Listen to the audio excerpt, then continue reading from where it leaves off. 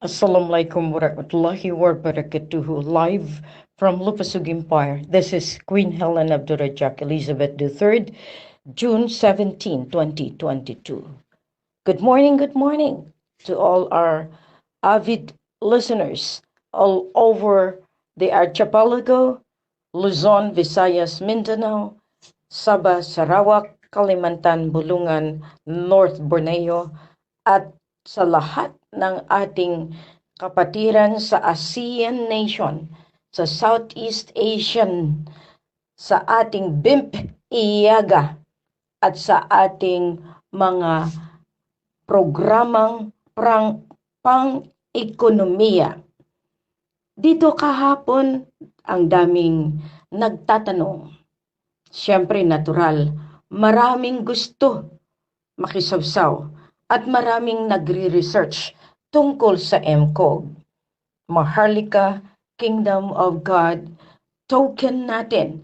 Ito yung ating quintal financial system. Ito yung cashless digital currency ng Imperial Lupasug ng Maharlika, Kingdom of God. Kaya nga MKOG. No, this is the token wherein alam natin na kailangan natin sa bartering natin. So, natapos na yung panahon ng Bitcoin, ng panahon ng mga iba't ibang klaseng sistema na ipinresenta sa atin lahat. Actually, meron ako noon, hindi nagtiwala yung tao, yung SGC na galing ng Singapore at ng kanilang mga programa na dinala ko mismo sa Cagayan de Oro. Minaliit nila yung kakayahan ni Queen. Minaliit nila yung ating samahan. Hindi sila umobra dahil ang akala nila iyon lamang. Si Queen nagantay sana na merong katulad nila na tumulong. Subalit hindi sila pinalad, minaliit, hinamak, at talagang binastos dahil din sa mga kasamahan na siyang nag-udyok. No? Nakausap ko na, biglang pumasok itong mga armadong grupo at sila daw ang totoo at mayroon silang piniresentang totoong hari, totoong sultan. Ganyan. Maski dito sa ginagawa ko. Mismo sa internet, marami ng kasiraan. Natural yan. This is a competition.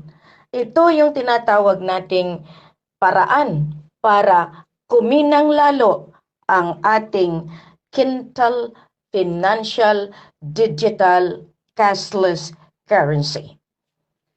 Ngayon masabi niyo pa, ito ay may basbas. Hindi basta-basta gumagayak si Queen. Now, meron tayong nakikita, ano nga ba ang balor? Ano nga ba ang otoridad ni Queen para gumawa nito? Di ba kasasabi ko palagi sa bawat broadcast natin, I am holding the power of the divine authority. The sovereign power and authority coming from God, from Allah, as handed to the seven Makdum, as handed to our forefathers, as handed to the Sultan of Sulu in North Borneo. Yan. The 617,500 metric tons of gold, kasama na yung 500,000 diamonds, kasama na yung talagang mga kalupaan sa ngalan ng soberenya. The law of ownership, the law of succession na ibiginawad sa amin ni Raja Mamay. Yan ang pagkakaiba ninyo, claimants. Kayo tumatawag sa akin, pero in the past, pasensyahan, maski dyan sa internet. What is the difference between Queen's program and your program? You are a claimant. You are presenting a different platform. You just want to get the money. Now sabihin ninyo na hawakan ninyo yung mga lahat ng banker, na hawakan ninyo lahat ng mga caretaker, yung mga keepers, na hawakan nyo nga ba ang power and authority that the Queen has that the king has already gotten by law of succession. Ang pakagkaiba natin, kayo nagkiklaim, TBM claimants, Kirams claimant, Taliano claimant, Marcos claimants, all of you. That is the big difference between the claimants and the heirs and successors. Kami tagapagmana. Minana namin ang pagmamay-ari ng kalupaan. Minana namin ang pagmamay-ari ng gold, ng source of origin, na yan ay 617,500 metric tons from Sulu. That is the wealth noong 101 pa, inipon ng kaharian. Jamalul Kiram II, si Sahibul Gari Abdurajak ay isang sultan na kinikilala in 1800, 1900, no, sa early from 1800 talagang kasagsagan ng ating bartering trade hanggang Europa, hanggang Amerika. Yan ang ating forte dahil trader ang ating sultan, ang ating sultanato ng Sulu and North Borneo. Siyempre kasama ang sultan ng Maguindanao. Magpipinsan po, Dimasangkay clan, itong Raja Sulaiman clan, itong Kiram clan, no? Kiram, lahat yan, titulo. Alam, titulo. Kasi pag ikaw ay sultan, meron alam, merong kiram. Ang kiram is the Quran Nur Karim. Kaya nga kiram. Ang alam, iyan ay liwanag. Pag may Jamalul, that means global. Global light.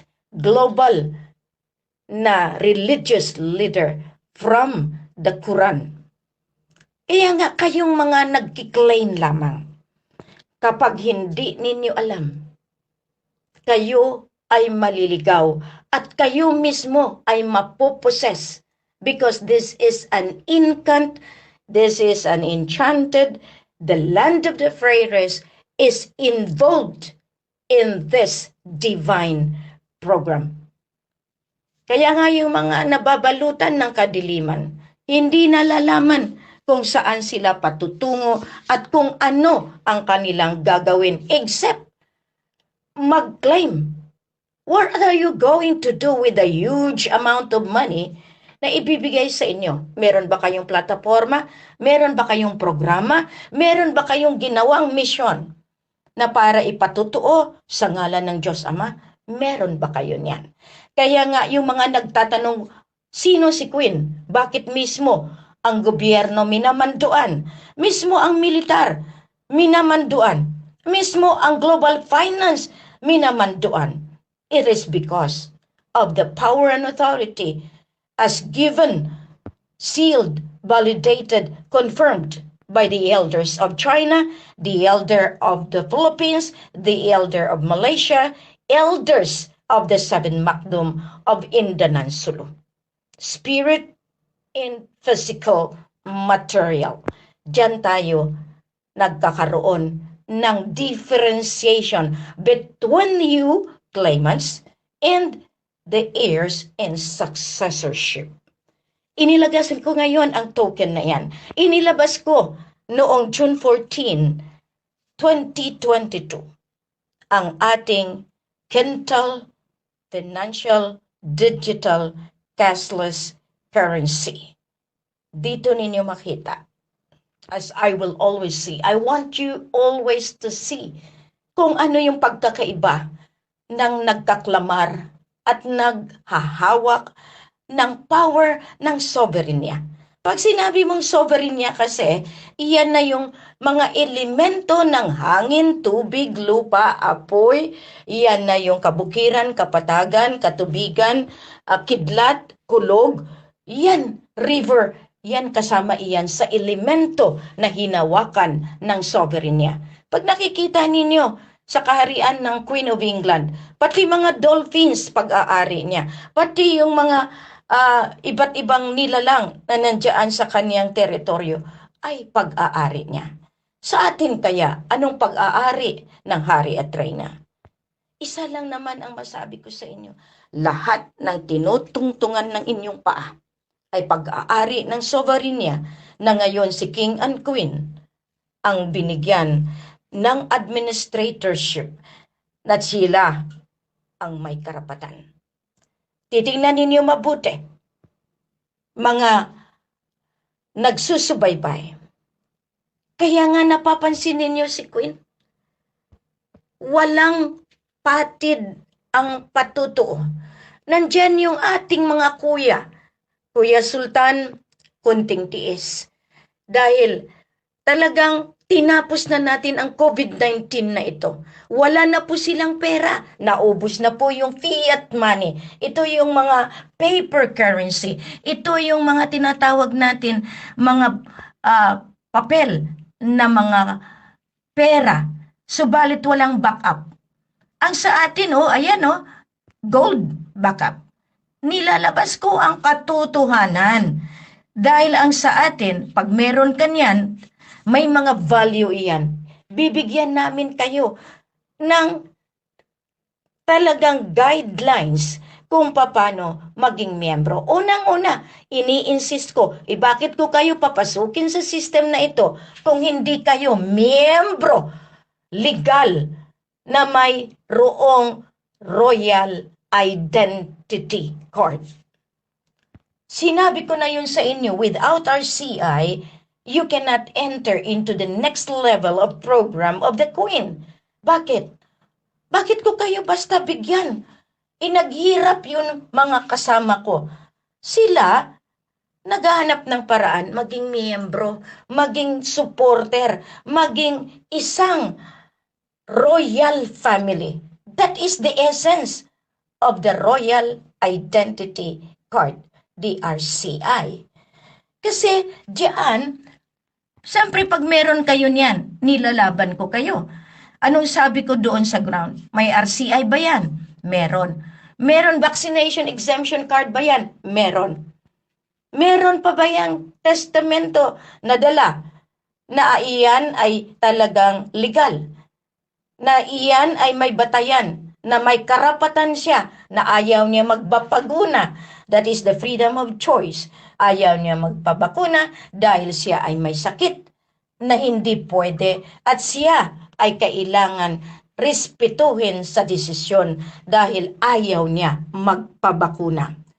Ngayon, ibalik ko sa mga taong nagpupumilit na bakunahan ang bawat isa. Paano yan ngayon? Si Queen ang pinakamataas na liderato dito sa ating lupang pangako. 10 na ang hari. Paano iyan?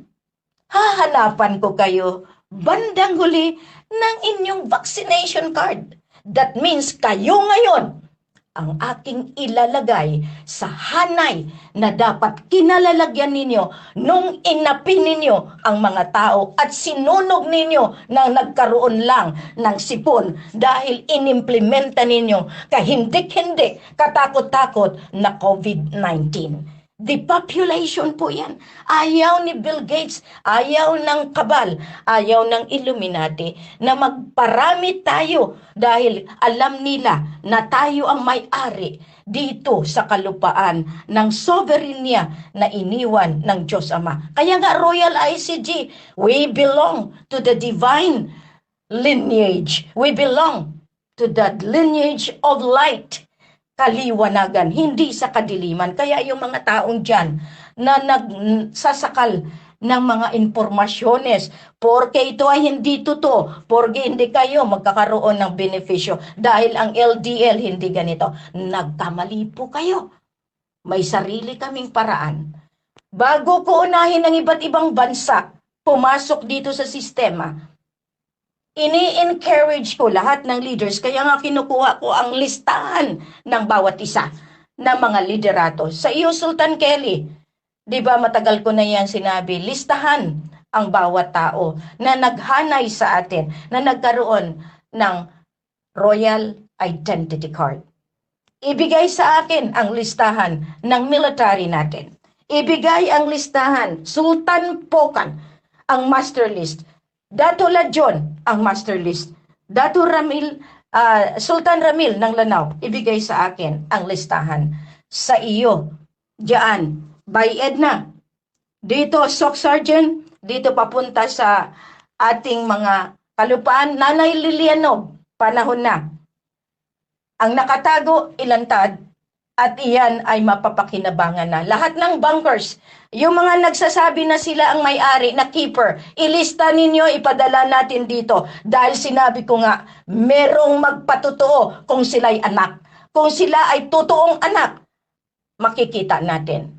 Kasi pagod na tayo. Anak ako ni ganito, ako ang may-ari ni ganito, ako ang may karapatan, ako ang sole signatory, ako ang pwedeng magbukas ng barko ng kayamanan. Tama na po, tapos na ang patutuo. Tapos na yung ginawa natin.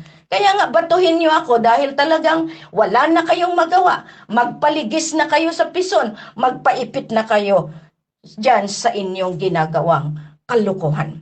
Ako pa, alalahanin ninyo. Yan ang dahilan na itinago ako sa four walls of the convent. At least, hindi nyo ako matitinag dahil wala akong tinatagong sa aking kabinet. Kabinete o kabinet? Wala. Kayo meron. Isang pitik ng kasakiman, hindi nyo makuha ang kayamanan na iniwan sa atin ni King Solomon. Ni Allah mismo. Diyan ninyo makita ang pagkakaiba ni Queen at kayo mismo. Kaya nga noong mga panahon, naririnig ko mismo yung mga reyna-reyna na yan na pinagtatawanan ako sa harap ng mga matatanda natin. Tiniis ko yan, iniyak ko yan. Kaya kayong mga nagtatawag dito, gusto ninyo malaman ng katotohanan, lahat yan sila na nagreyna-reyna ngayon. Inalipusta, hinamak, talagang backfight, talagang nagkakalat, tinatawagan lahat mismo ang mga kasama na huwag kilalanin at sila ang totoo. Pero tingnan nyo naman, ang pagmumukha ko at pagmumukha nila, ang kaloob-looban na ugali, magkasama ba tayo? Hindi.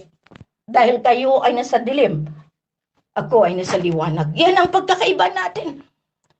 Pag sinabi kong kadiliman na pag-uugali, hindi ka dapat nanlilibak, hindi ka dapat nag-aalipusta, hindi ka dapat nagsasalita o nagtatatawa ng buhahahaha, nilalagay niyo pa dyan sa internet. Is that the real queen that we Lord blessed, that God Allah given? You have to check and recheck your character. Are you fitted to become the divine messenger? Are you fitted to this mission?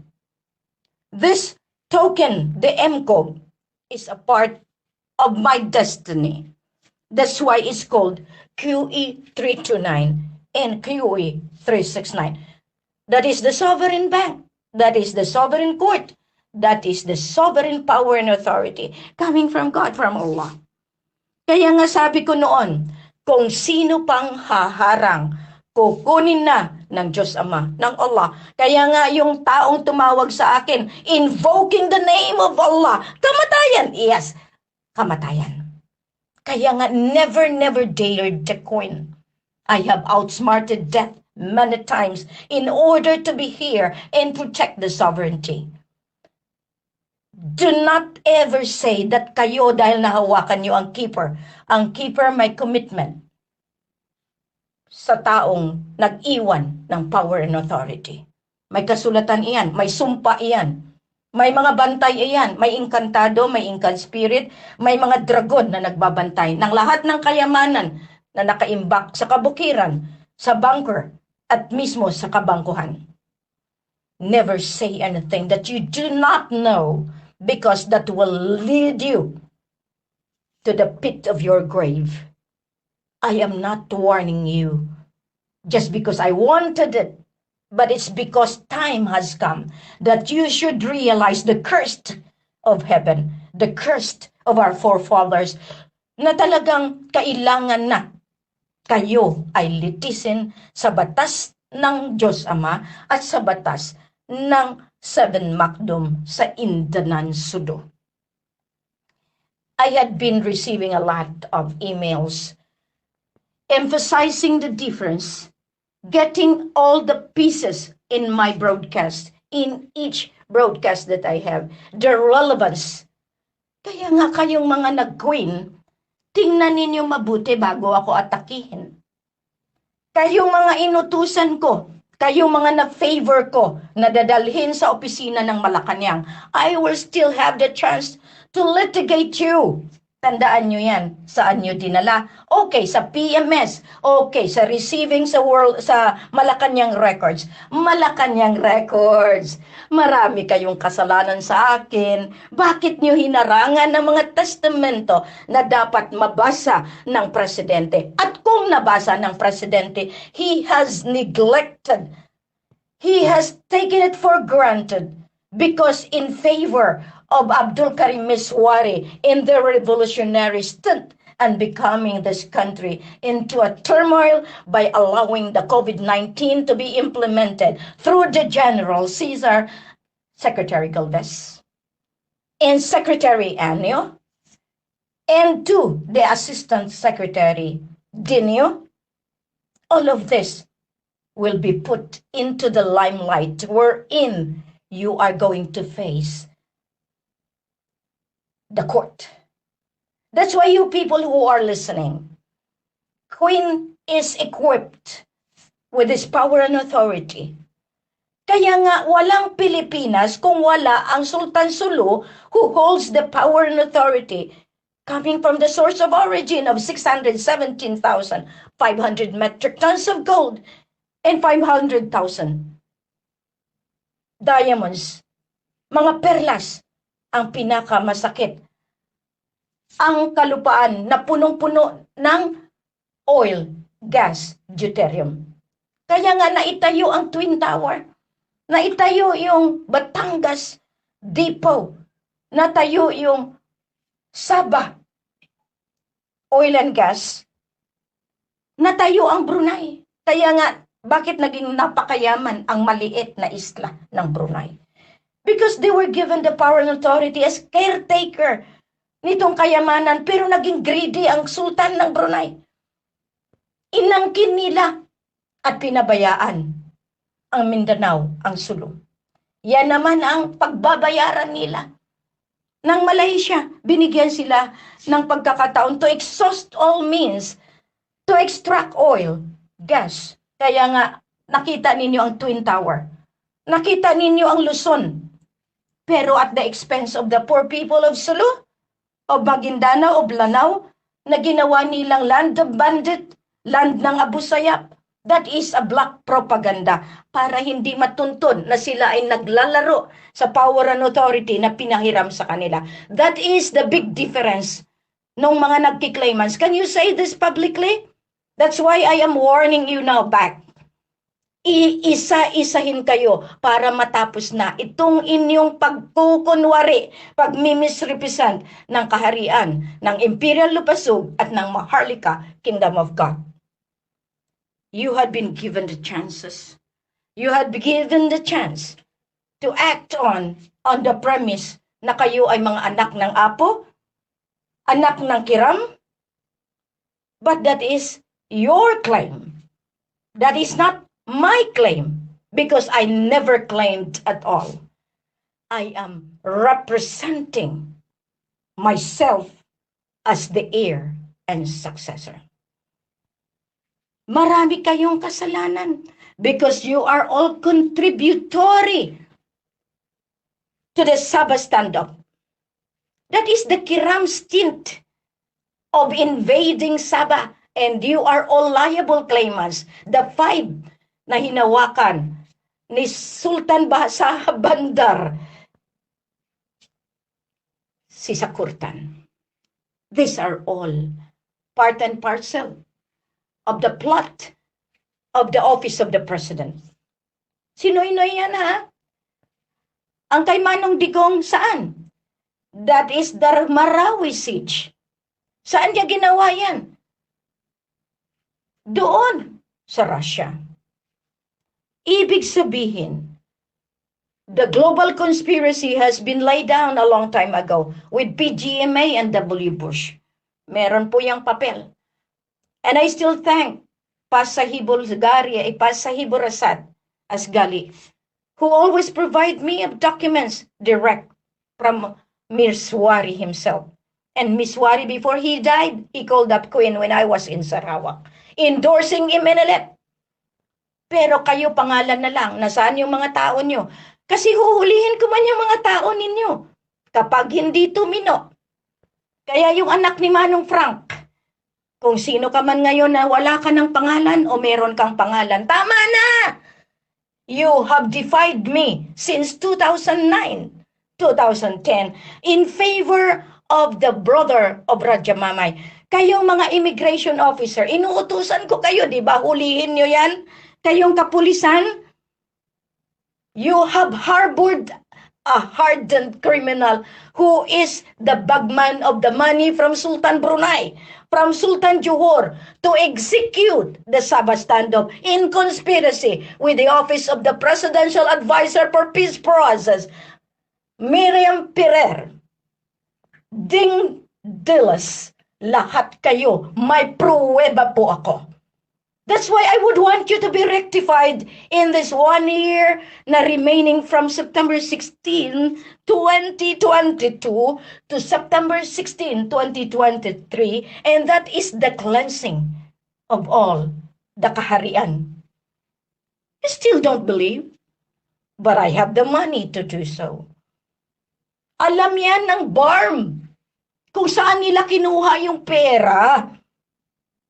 You were given the chances, but you defied me because of the power and authority that I have gotten from our forefathers. You have dared me, and I have proven my worth as the citizen of Maharlika, Kingdom of God, Lupasug Empire. Ayan o, pinapakita ko na sa inyo, Maharlika, Kingdom of God, token, QE 369, QE 329, and that is our quintal financial system. All the intricacies, kaya nga wag niyong awayin yung mga taong sumusuporta dito. Yan ang gawa ni Taning. Concentrate on your assigned task. Let the finance be handled by the finance people from top to bottom. Kaya nga ang sinasabi ko, be confined to where you are because the Spirit can use you to let you. Yung mga nagbitbit ng aking mga testamento, anong sinasabi? Pare-pareho lang yan sila ng mga claimants. Oh, excuse me? Claimants is different from heirs and successors. I keep on telling you that. Pero kasi nababalutan kayo ng inggit, nababalutan kayo ng agam-agam, nababalutan kayo dahil sinabi ng presidente, hindi sila, ito ang ilabas natin. That is the reason why you cannot face me now because I had been telling you, death is the answer. Kaya ngayon naghamon sa akin in the name of Allah, who is she to say so that one? Do you know who is Allah? Do you know who is God? By invoking that, you have already put your soul into the pit of the grave. Makakalabas pa kaya kayo sa libingan pag ganyan? That is the difference. Do not ever say things that you do not know. Malaki na ang ating ginampanan. Ako pa ang mag-surrender sa inyo because nakalista na ganito, ganito. It is now the different story as I told you. Nagpakatao ako, nagpakababa ako, naglakad ako sa putikan para salbahin ko ang aking kapwa Magindanawan, ang aking kapwa mga tribo diyan sa Mindanao. Alam niyo ba kung anong kasakit yan? Hinahamak ninyo, pero ngayon meron ako. Paano wala kayo? Saan kayo pupunta? Paano kayo mabubuhay? Ang tinutungtungan ninyo, pag-aari ng soberenya, magkakaroon ako ng e-titling. Tingnan ninyo, ano mangyari sa inyo? I will be dissecting all the titles that has been given to the administration of the Land Registration Authority. That is the main reason na meron tayong mga ahensya para madali ang aking paglitiga. Corruption shall be out in this divine rule. We will be able to make a difference this time. This is the greatest broadcast that I have because I have to tell you, God reigns in this land. This is the land of promise. And Queen is here to implement divine justice. Magandang umaga po sa inyong lahat. Naway na sa mabuti kayong kalagayan. Cheers everyone. Do not be scared because we know that we have to rectify our own self. Kailangan maging matatag tayo, kayong mga naging kasama. Uunahin ko kayo. Una kayong magrehistro dyan. Kahit anong gawa ng bombardment ng iba't ibang bansa, the system is intact, the system is blessed, and the system is Queen herself. That is why it's called QE, Queen Elizabeth 329.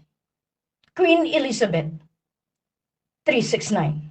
That means, by law of succession, Elizabeth is the global aspect. Helen is a torch, the light.